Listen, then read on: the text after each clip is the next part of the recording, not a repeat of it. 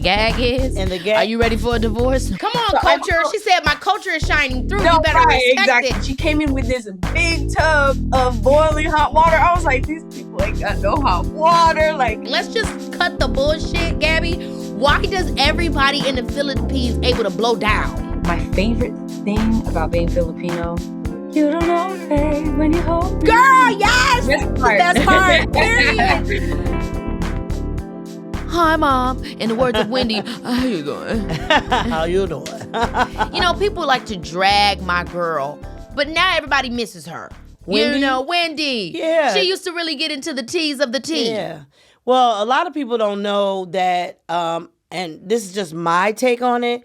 I don't think people know that Wendy knew she was an act. You know, it was a whole, because after every show, she would always come up to me and say, thank you so very much. Thank you for Keke coming. I really respect her. She's a great person. And I'd be like, I wonder, do people really know that she has this duality going on, and that this Wendy character is a character, but there is another humanity, you know, the side world to her. sometimes has a hard time with nuance. Having said that, the kind of work that you put out into the world, it can bring that karma back to you. But once you get famous being, you know, negative, you know, I mean, everybody gossips. Was Wendy that weird for getting up there and talking about tea and pop culture? I can't say that she was.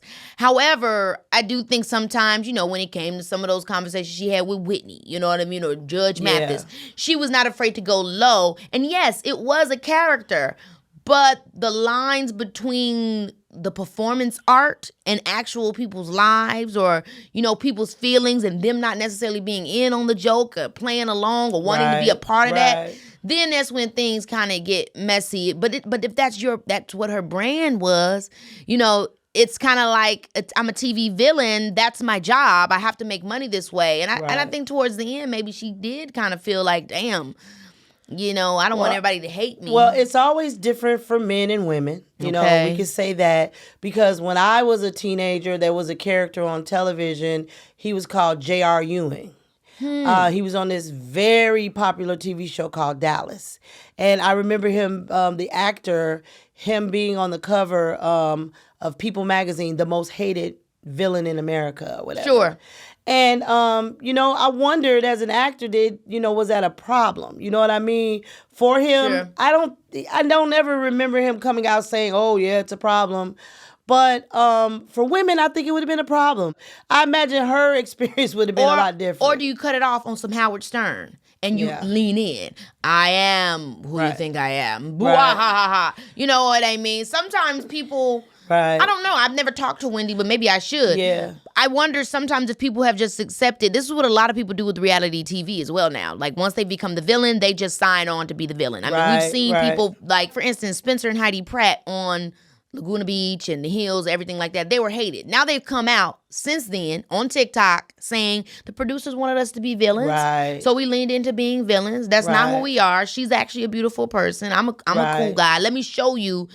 And now he has this whole, you know, kind of like mini show where he shows the different episodes and kind of points to why it's fake. Why it's fake. And that's why I've always wanted to talk to Tyra Banks too. Like, Tyra, were they telling you to get up in them girls' faces? Or was you also projecting what you experienced into the modeling industry on them? Or did you think you were also making them strong? You know, because now people look back on Tyra Banks. I mean, reality I would TV. like to talk to her. You get what I'm saying? Because reality TV at a time was like, you could do anything. Right. I mean, people were shitting on Flavor Flav on the stairs.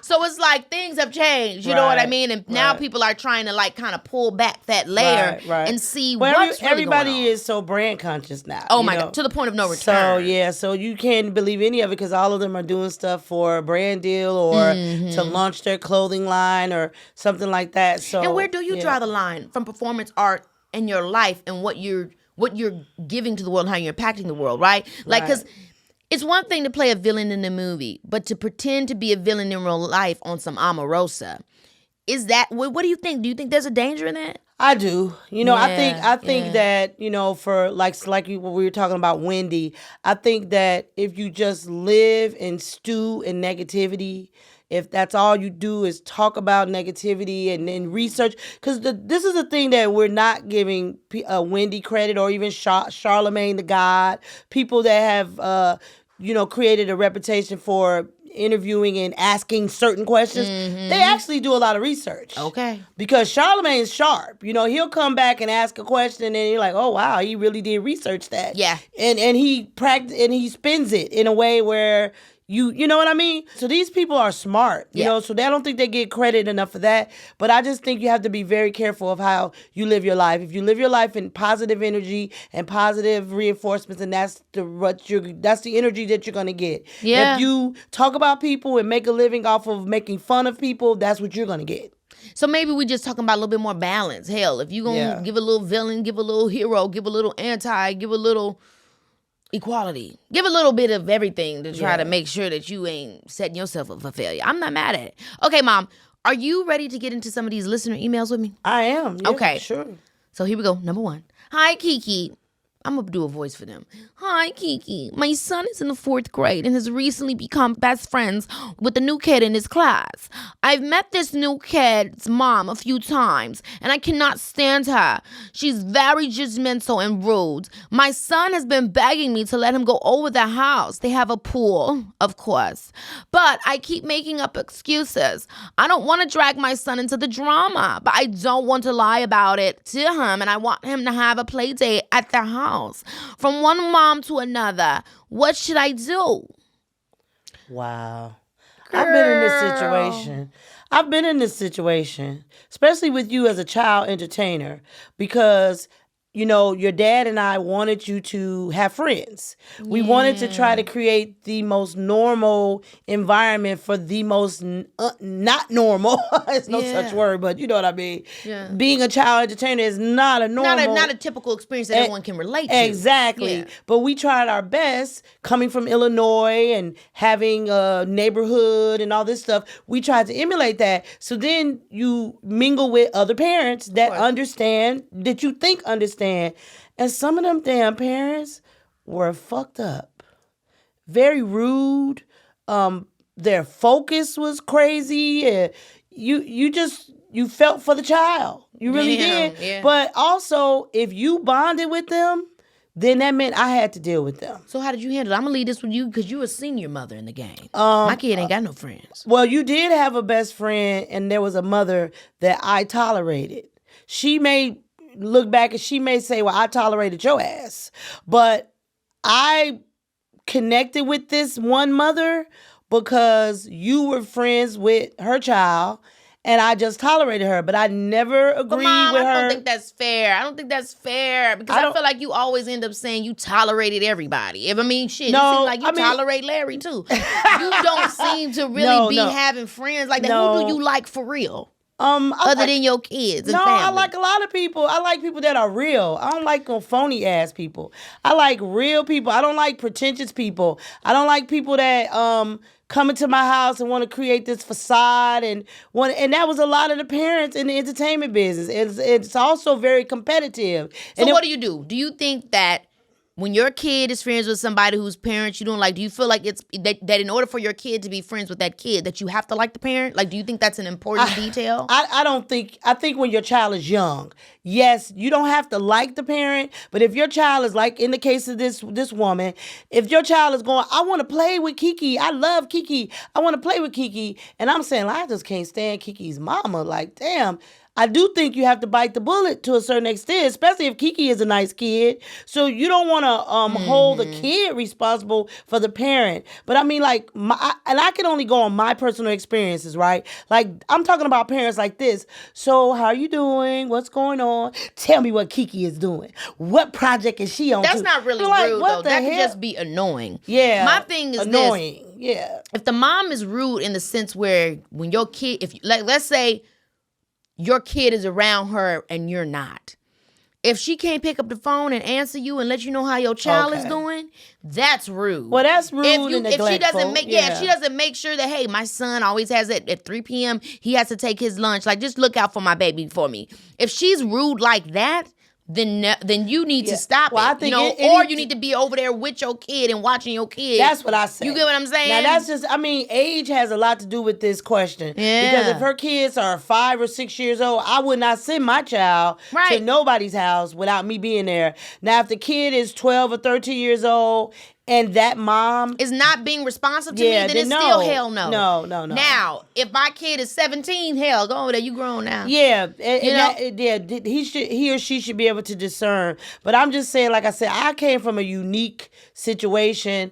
But and honestly, 12-year-olds, 13-year-olds have phones now too. Yeah. So if my baby can FaceTime me theyself, then I'm fine with that too. Right. I think the problem comes in is if you're looking for a parent to also, be on one accord with you to make sure that your child is good when your child is young. Yeah, but you definitely want your kid 10 and under dealing with, and you having to deal with a parent that are on the you don't want to send your kid to a home of devil worshipers or atheists or whatever. You know what I mean? Mm-hmm. Especially if you're trying to raise your kid in a certain faith and certain foundation, you don't want to send your kid off there. So the parent in the home, all of that, means something. I remember when my older sister, would go to this one girl's house down the street, and my mother would always tell her, you can't go to that house. It's the house of ill repute. I'm like, what the hell does that mean? It's like, those are the parents that let everybody in their home. Right. That's the smoking house. That's the sex house. It's like that house is in everybody's neighborhood where the parents don't care. That's true, the parents are never home, or if they home, they locked up in their bedroom, and every damn thing is going on in this house. You know what I mean? Yeah, I'm in my neighborhood, had a boy like that. I liked him. His name was Ryan. He was very cute. He had the house of ill repute? He did. He in jail now. Okay, second question. Keke, during the pandemic, my husband and I decided to move to Ireland, where he is from. It was always a temporary thing, and we said we would always come back to the U.S. 3 years later, and we are still living in Ireland. And he has no plans to go back to the U.S., but I think it's time. Any advice? Girl, she in trouble. She is in trouble. Yeah. She in trouble. And the gag is? Are you ready for a divorce? Yeah, because obviously if that's his position, yikes. I'm not leaving, and I'm not going back, and somebody's got to yield, or there's going to be a collapse. And not only that, they have kids. So now we talking custody battles. Do they have kids? Did they say they got kids? They didn't say that. Oh. I mean, I hope that they. If they want kids, I hope they've got them. Yeah, but for the this issue of this is not a kid situation. My thing is this. Who's gonna draw the real line in the sand? Are you willing to to me, it's about the person that's willing to give you up for the state, or excuse me, the country, rather. If you are willing to let go of your husband just to get back into the U.S., and if he's willing to stay in Ireland and leave you so you can go, look, how about this? You know what? It's 2023, baby. Yeah. Who says that you can't be married and living in different countries? Yeah, but that's going to be hard because... Do you need to see him every day? I don't need to see nobody every day but Leo. I heard that. I just don't know what kind of marriage they have. It doesn't seem like it's based on trust. They got trust issues. What makes you say that from that one little line? Well, because she clearly says this was temporary. Okay, so, he didn't keep his word. So if he's like, hey, babe, let's go to Ireland, it's just temporary.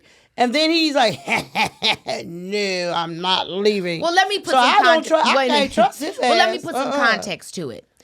They were in the U.S. They needed some help during, the pandemic. They go to Ireland. They're there for 3 years, and it was temporary. But he's starting to see that, dang, my life, I'm able to do more for my family, do more for my wife, provide more here in my home country than in the U.S. My dad has an oil business. I'm able to help him with that. My mom is a little sick. I'm able to make sure she's okay. I actually have a property here for that. My parents have another outback house. I feel like I'm able to really be what I want to be for my wife here. And now I think that we need to stay. Well, he's obviously not explaining it to her that way because she's at the point where she writing Keke and sharing. We gonna help you out, girlfriend. But, Okay, I say this. Talk to him. You know what I'm saying? talk to him and see the reasons as to why he feels that Ireland is the place y'all need to be. And you share with him why you're not being fulfilled in Ireland. Right. And if y'all both feel like this is where y'all need to be, like nobody is going to budge, then try living in the U.S. while he's in Ireland. So you're recommending they try separation for a minute, meaning, but not even separation. Not separate, still together, but talking on the phone, FaceTime, living in another country. Yeah, I mean, hey, that is either that or a divorce, which is crazy. I mean, it just depends on again how connected they are. Because if what he's saying, it don't sound like he's connected to her anymore. No, Sharon, how you found all that? Let's read this. He has no plans to go back to the U.S. Bam. And she's clearly saying, I want to go back. So if you're talking to someone and they're going, I have no plans on doing that. Okay, I mean, I ain't the smartest person, but I think you're reading between the lines and you're going deep into. I'm just reading what she's saying. She's saying he has no plans to go back to the U.S.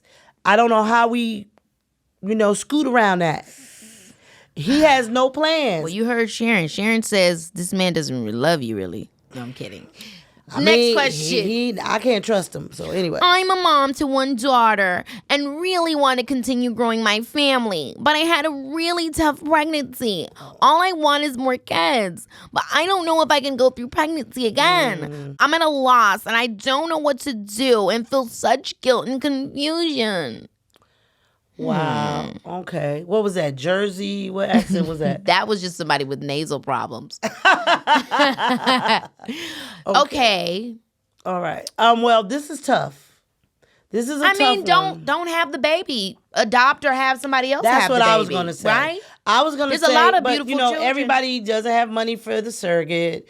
Yeah, so, but I mean. But you can adopt. Adopting a child, children need homes. Yeah. And I do know, I'm not naive, I do know it costs money to adopt. So guess what? I used to be a foster parent. I did used to feel like a foster child. But I actually was a foster parent to my two nieces. Yeah, I remember that. Yeah. I don't really all the way remember because I was so little, but I remember the concept. Right, but they have babies that need foster care. Yes. So maybe try to foster a child for a little bit. A child. I had family friends that fostered a child and then they end up eventually being able to adopt the child. Yes. And there are so many infants that need good foster parents. Yeah, but the thing with fostering is knowing temporary. That one day the kid could go. So that's, you gotta, that's like hard, because of the way the foster care system, I just know in Illinois, I don't know about any other state, that's what the program is for, right? It's supposed to be fostering the kid until the parent can get themselves together and get the child back. So the program is designed to get the child back.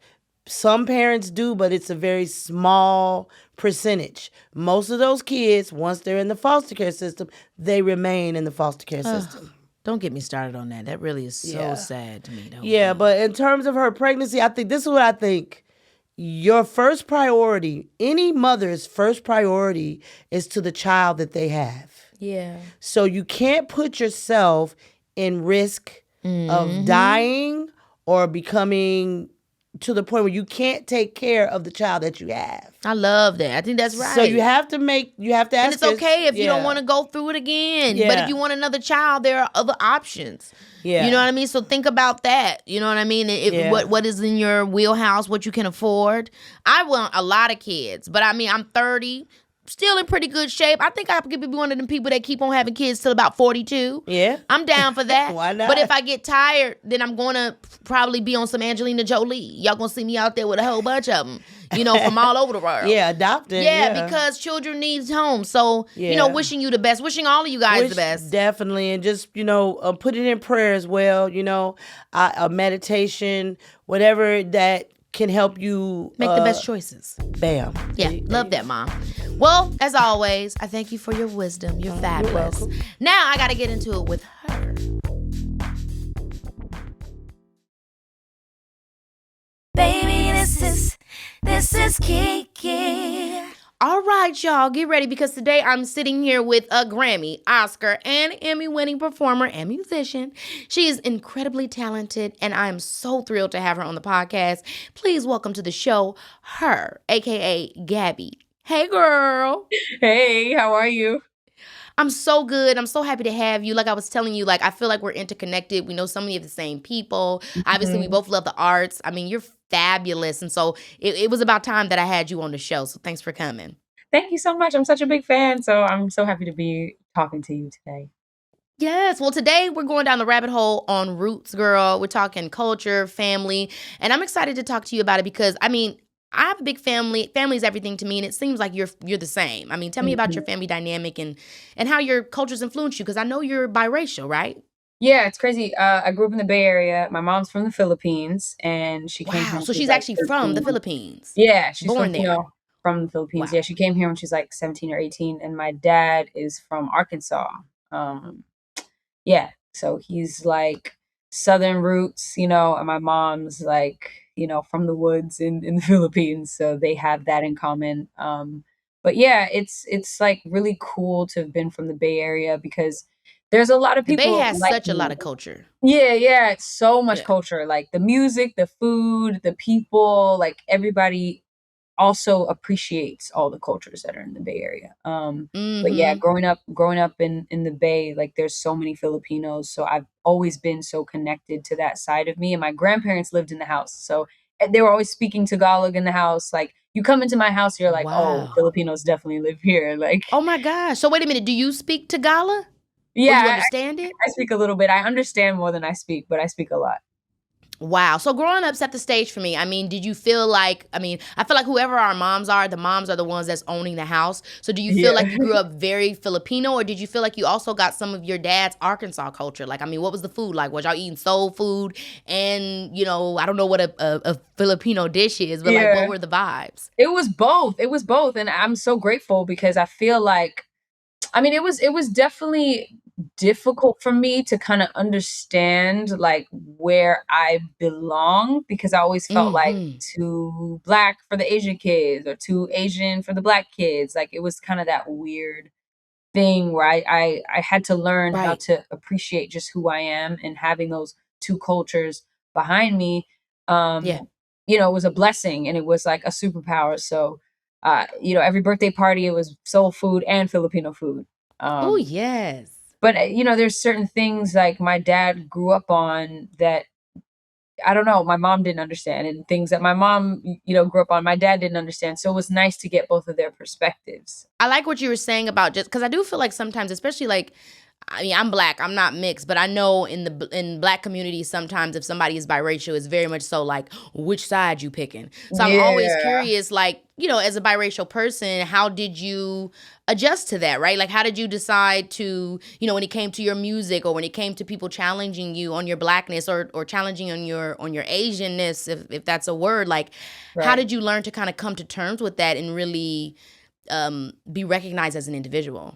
Yeah, it's crazy because even just the past few years, my perspective has changed so much, and just my appreciation for my cultures has changed so much. And Mm, I think for a while I was just operating, and I didn't allow comments to, dictate if I had to pick a side, or I didn't right. let it dictate, what was me, because I always felt like me. Like I've had those moments of like awkwardness with people where sometimes Mm-hmm. I talk like my mom, I talk like my mom, and her English, she doesn't have a thick Filipino accent, but her English can be broken. So she'll say Yeah. things like, "Oh, go sit in the table," or she'll say, "Oh, she'll just say like random things that are like, funny, and like she'll get made Right. fun of for or whatever. And it's cute. It's really cute. But Yeah. I find myself sometimes speaking like her. So I like I love it. remember I did this interview and this girl was like, she was like, "Oh, let's get that take again." I was doing some like drops or something. She was like, "Let's get Yeah. that again." It was a little wonky. And I was just like, this is the way that I talk. Like, Come so on, I don't culture. know. She said my culture is shining through. No, You better right, respect exactly. it. But it's just little things like that really make you feel almost insecure about who you are. And Yeah. I've had to learn just to like embrace those little things. I talk to Yeah. like but there's so many similarities though in people who have like immigrant parents. Like my mom is an Yeah. immigrant. So I talk to, my African friends, and we have a lot of like the same like jokes about how our household dynamic. I think that's such an important nuance to bring out because it's totally different, right? That's why when you said your mom was actually from the Philippines, I was like, okay, that's different as opposed to somebody being third generation, fourth generation, and just simply, they might be Filipino, but they really exist as an American. So I do think that's interesting. Like there's the biracial, but then there's also my mother's an immigrant. You know what I mean? And whatever that experience brings to it.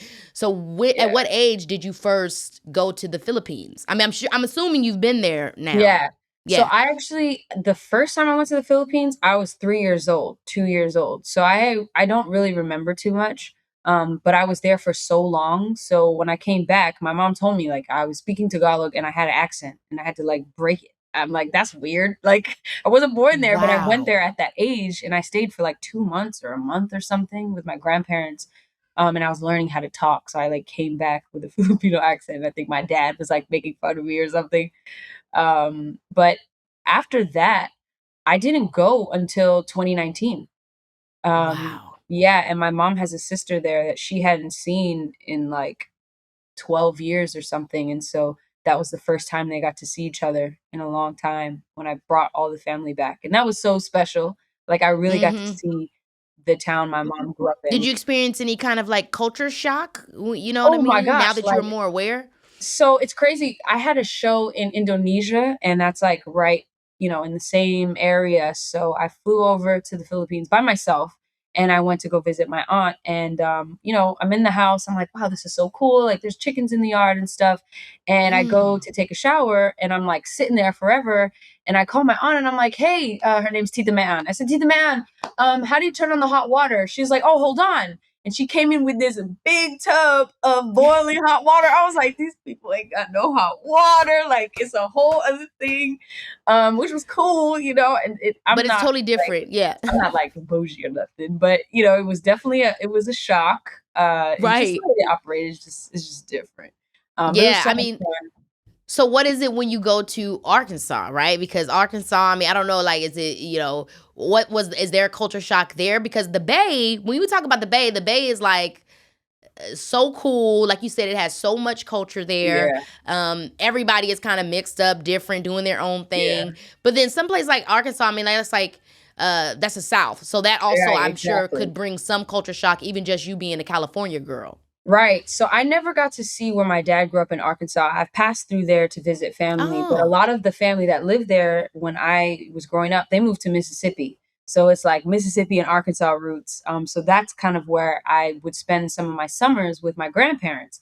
And that is like a whole other thing. Like I remember just being outside the whole summer. I remember the smell so vividly. It's like this specific tree and it's just that southern smell. I don't know what that is, but yeah, it's a whole other thing. My dad, he grew up on a farm, like a lot of land. Like he's got That's crazy interesting. stories. You sound like your mom kind of grew up on a farm too. Yeah, I mean, I know you said chickens, so they kind of had similar, Yeah, so they like kind of came up similarly. My dad said they didn't have indoor plumbing. Like they literally had an outhouse. Wow. Like I was like, what? Like, yeah, crazy.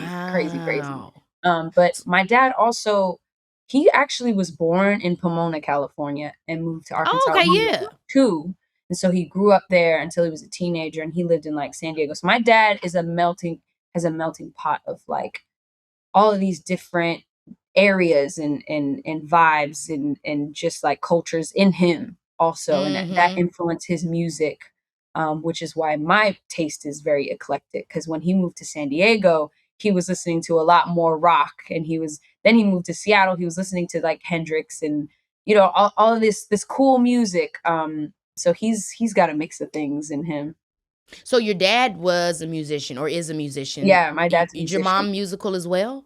Not really, honestly. Okay. She loves music, and like Filipinos, their thing is karaoke. If you know Filipinos, they throw tons of karaoke parties. But let me just tell you, it's not just any karaoke. Let's just break it all the way down, okay? Because I remember I did this McDonald's hosting event when I was like 16, and it was like a singing competition. I was hosting like a singing competition, and they were going to give money to some of these people, and like half the people that were there were like from the Philippines. Yeah. And everybody sounded like Whitney Houston. What the hell is up with that? Like, let's just cut the bullshit, Gabby. Why does everybody in the Philippines able to blow down? It's crazy. I don't know what it is. That's so random. It's something in the water that makes them sing like that. I don't know what it is. Makes us sing like that. And I'm gonna say, come on, you're a part of that because come on now, Miss Grammy, period. But I don't I know what always felt that like is, that was honestly. crazy. Every time randomly a Filipino person can blow. It's Yeah. so insane. It's crazy. I have no explanation, to be honest. Baby, this is Keke Palmer, yeah. So how do you feel like your dad's, I know you said your dad, obviously he's from the South, but he was in Pomona and he went to San Diego. He's a musician. How do you feel that informs you as a creative? Really their tastes, like you said, everybody in the Philippines, they love Whitney Houston, they love Mariah Carey, they love Journey, like all those big ballads, you know, they love Alicia Keys, like they really love big songs. So obviously you care about vocals, which we hear. And we yes, know. Exactly. And my dad, you know, he's from the South, so he really loves the blues. Like that's the foundation of what he does. It's the first thing I learned how to play on guitar.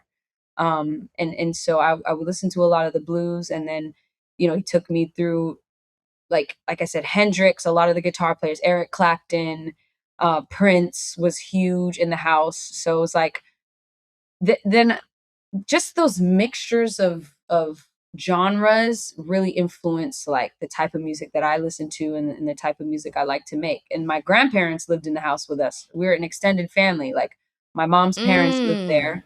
And my mom's brother. So it was like everybody was listening to something different. Like I walk into my grandparents' room, they're listening to Willie Nelson and Johnny Mathis and Neil Diamond, you know, and my uncle put me on to like Drake when he first drop in The Weekend, and like he was listening to Aaliyah and all the 90s R&B.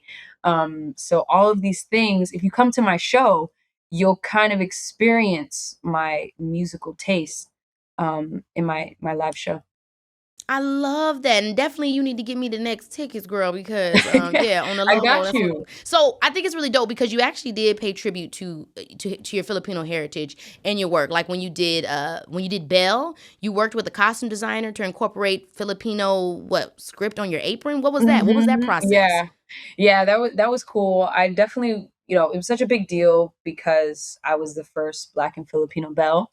And I wanted to kind of, you know, play on that and like show people, just a piece of that culture, and putting the script, it says Belle on my apron, in like the old alphabet that Filipinos used to use, like before it was like taken away from them. I thought that was just like a cool nugget just to hint at it, you know? I love that. I love that you did that and wanted to do that and wanted to represent in that way. Because I know it would be easy for a lot of people to be like, yeah, we got a Black Belle, but you like Black and Filipino. Like you're repping all of it. I also saw that you gave Sweetie a chain with the Filipino flag on it. I mean, I don't know, were y'all friends back in the Bay, or like how did that relationship come about and what made you want to gift her that? So we weren't, and I still haven't got a chance to give it to her because I haven't seen her. Yes, I still got to do this. But no, I didn't know Sweetie back then, but obviously we're both Black and Filipino from the Bay. And I didn't know until we worked together. Like we had the same favorite Filipino food. Like we both played volleyball in high school. Like there were so many similarities that we had, and it's just so crazy. You just never know, like, you know, who you I love that. And both represent so differently, but both represent. Like she definitely represents both of her sides, and I see that in you, and it's just cool to see how you guys express that from your different vantage points. So what's your favorite thing about being Filipino? What's your favorite thing about being Black? What are some of your main things that you feel like when you be like, oh yeah, okay, I this, okay, boom, okay, that? Honestly, my favorite thing about being Black, I just feel like we make the most of everything. Like we find joy in everything. We find humor in everything. Like I don't know, it's just something about Black joy that is just extremely contagious. Like it's extremely contagious. I think that's my favorite thing about us. But on my Filipino side, man, my favorite thing about being Filipino, I mean, it might be the food because the food is just it's on another level. You know, Filipinos are like the Black people of Asia. Okay, Let's go. I'm here for it. Yes, what it is. Now that explains that damn singing. Right, exactly. But the food is so rich and just like it's just amazing. Like heavy Yes. curries and a lot of meat, and just it's Oof. Girl, amazing. you And making me rice. hungry. After the concert, I'm gonna need mama to throw down then I too. got you. I got you. Now, whenever you feel disconnected to your roots or your home or your heritage, what are some of the things that you do to like help you get back down? Like, is it like, yo, I need to go to the family? Is it like I need to go to a particular park, or I need to listen to a particular song? What kind of helps you get back grounded in yourself? I think that's really what it is like I go back home, like, in this industry that we're in, it gets really crazy, and sometimes it make you forget who you are. And I don't like that. I think it's Mm-hmm. so important to stay close to your family. It's so important to stay close to where you come from. Because it just gets crazy to get caught up in the noise of everything. Yep. So I just love going home. I was home the other day, just like chilling on my mom's couch, like she was cooking food, and we just Mm-hmm. we just be chilling, just talking, reminiscing. That's one of my family's favorite things to do, is like we reminisce on, like, I don't know, just like Beautiful the memories. little memories. Yeah. You said something earlier in this conversation just about how, like, even within the last couple years, your perspective has changed on who you are and how you want to represent. So, what do you think you're taking with you into this next chapter? You know, I mean, you've already accomplished so much, and you're still very, very young. So, kind Yeah. of like what with where you're at and what you've learned and what you know of yourself. What's the next story you think you want to try and tell? Man, there's so much. I've really been working on my reaction time. Like, I don't Now, know if what does that that makes mean? What do you sense. mean by that? Yeah, Like, get into that with me. like I think sometimes there's so many things, it's just easy to like forget that you have a voice in so many ways. And I think I'm just working Mm-hmm. on, like, as soon, not necessarily being reactive or having a fast reaction, but like working on, speaking on things when I feel them, and being able to trust that I can articulate what I feel in the right way at the right time, instead of being Mm-hmm. like, ah, nah, you know what, let me not, bring this up, or let me not say this, because sometimes I think I take away from the experience that I have. I take away from experience. I Mm-hmm. take away from what I do know. It's like oftentimes we know more than what we think. Yes, and I think that also comes from because I know you started performing when you were really young. Like I don't even know if it's like Yeah. 5 or 6 years old. Yeah. So I know for me, starting really young, I think that's really like an effective kind of like having other people make decisions for us so young because we had Yes, to, right? You know that we didn't exactly. have the awareness, but then having said that, we get to a point where we sometimes can see things greater than the people that had been making a decision for us because Right.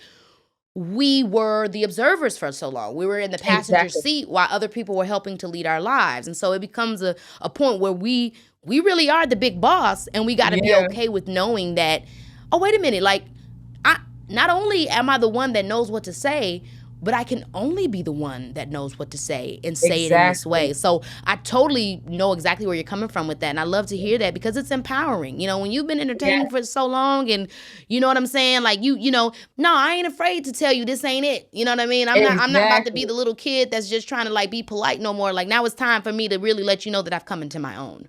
Exactly. Exactly. Yeah. And that's really I what it is. live. It's like, we live in a generation of just like everybody wants to be the boss. But when you're really in that position, there's so much that comes with that. There's so much that comes with being a leader. And there's a certain Yep. empowering, a certain confidence that you have to have in your voice in order to Yep. truly lead. It's not just saying, I'm a Yep. boss, I'm a boss. Like, it's really, truly embodying that. So I really just want to be that example, and for myself, even just like truly embodying Mhm. all the things that have been given to me that I know I can handle, because God doesn't give you things that you can't handle. And just really stepping into this next chapter, like paying attention to those hard no's and those yeses, because sometimes Yep. we'd be like, ah, maybe, but yeah, they're there. So I'm excited about this next chapter, just like rediscovering my truth, because it constantly Yes. changes. And yeah, just getting to know myself in a different way. And yeah, I'm excited. It's a good time. It's like a scary time, but it's a good time. You were clearly made for this. And so I really can't wait to see how, this unfolds even on an artistic front. Obviously, I don't know you personally, so I'll be watching, as a fan, but Yeah. I'm excited to see because I know it's going to continue to be amazing things. Thank you so much. Yeah, no, I look You're up to you a lot, welcome. and I love that you use your voice so much, and just the things Ah, that you say, they resonate with me all the time. So yeah, I appreciate Us you. child entertainers got to stick together. Yeah, that's Through a right. lot. That's right. Okay, Gabby, this obviously has been amazing and insightful. But before I say goodbye, we're going to play a game called Sorry to This Man, okay? Okay. I'm going to test you and see how well you know your own songs. Okay. Now, this could be your own song or a song you're featured on. But the catch is I'm only going to play 1 second of each song. And if you don't know the song, you have to say sorry to this man. Okay. She said, okay. Let's do Okay, it. are you ready? Mm-hmm. All right, here we go. First song. You don't know, babe, when you hold me. Girl, yes! Best The part. best part, period. Oh my gosh, it's so good. Thank Okay, you. second song. Okay. Do do da da da da da da da da. I will always fight for you. Yeah. And Fight I for you. love that we're getting also this little, like, I really want you to keep up this like little concert vibe because I'm really getting Okay. life with these little tidbits that you're like blessing us with. Okay, number 3. Okay. Pull me closer. It's the freaking me I wanna. You forgot. I'm a producer too, so I know the music a little better than you Exactly. think I And do. but that's literally what I started thinking about. I'm like, I didn't even talk to you about the fact that you're a musician, like literally a musician. You play how many instruments? A few. I play That's- keys, bass, drums, and guitar mainly. I play the I mean, upright. don't hit me with the learn the mainly, girl, because that's violin. already too many. That is insane. Thank you. I live. Okay, 4th song.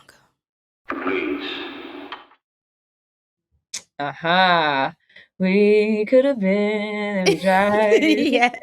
Mm-hmm. Okay, number 5. Set the tone when it's just me. I feel so comfortable with you. Woo! And last, but certainly not least. Okay. All the times you thought you'd never make it through. It's the journey. Yes. Woo! Ate that down. And you know what Thank else I was you. thinking about in terms of collaborations, which I hope can happen someday at some point, is you and mother freaking Chloe and Halle Bailey. Oh yes, I love Chloe and Y'all Halle. would eat because they produce as well. Y'all's voices would sound dope together. I think y'all would come up with something insane. So I'm putting that in the stratosphere, girl, because I was just like, oh yes, that would just really eat. Yes, we've actually been in the studio, so you never know what. Can we just talk about the fact that I know? Can we that. talk about the fact that I get what's going on? Because Okay, all right. yes, You understand? You I picking up what I'm putting down. But look, it's special. They're really dope. And they're very similar to us. Have been doing this such a long time. Like Yes. I've known them since we were kids. Oh my gosh, I didn't even know that. Yeah, so it's really cool to be growing up and like, yeah, I remember like one of the first times I saw them in a long time. I was like 17 or 18 and they had a show in Williamsburg. This was like, years ago. So it's just really cool to be able to like, I don't know, just be like coming up with your friends and like watching them do their thing and they're watching you do their thing and supporting from afar. Like those little moments that you have with people you've known for so long, like it makes all the difference in the world. Just knowing you have really like does. cheerleaders, on this journey, because it can be lonely, So Yeah, and like I'm you on this said, road.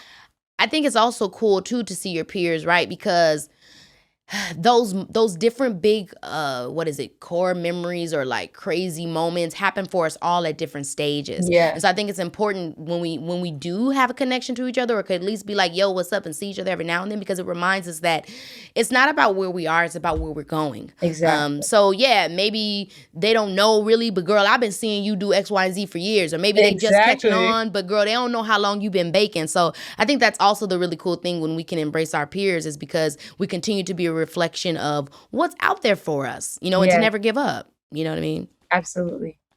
Well, you're amazing, Gabby. Thank I can't wait you. for the next H.E.R project, and I can't wait for the next concert. I'm going to be there front row. And Yay. yeah, I guess I'll see Coldplay, but really I'm coming to see you. I appreciate it. I can't wait to see you officially, because I Yes. actually haven't like actually crossed paths and had like a Which is conversation. nuts to me. It's That's crazy. It's insane. You're amazing. Thank you for coming on the show. This conversation was everything. Thank you.